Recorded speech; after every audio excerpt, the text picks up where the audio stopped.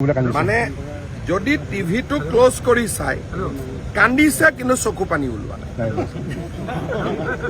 মই যোৱাকালি ৰাতি ৰকিবুল হুছেইনৰ ফটোটো জুম কৰি মই চাইছো। এতিয়া মোৰ ঘাম ওলাইছে বুলি ক'লে ইয়াত ঘাম দেখা পাই আছে নে নাই? এতিয়া চকু পানী টোকা বুলি ক'লে নহ'ব নাই, পানীটো থাকিলেহে টুকিব।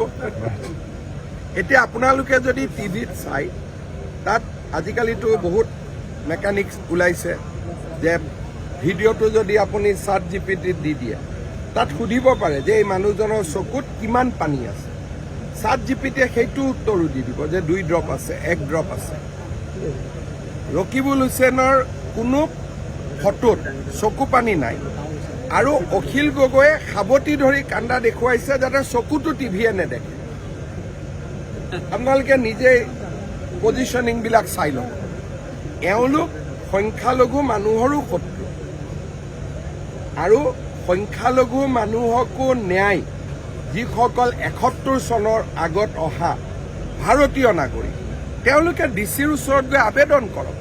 আমিতো কেতিয়াও কোৱা নাই যে আপোনালোকক আমি ৰাস্তা ঘাটত ৰাখিম। আৰু ইমান চৰত মোৰ মাটি আছে, মই তেওঁলোকক একদম লেণ্ড দি দিম।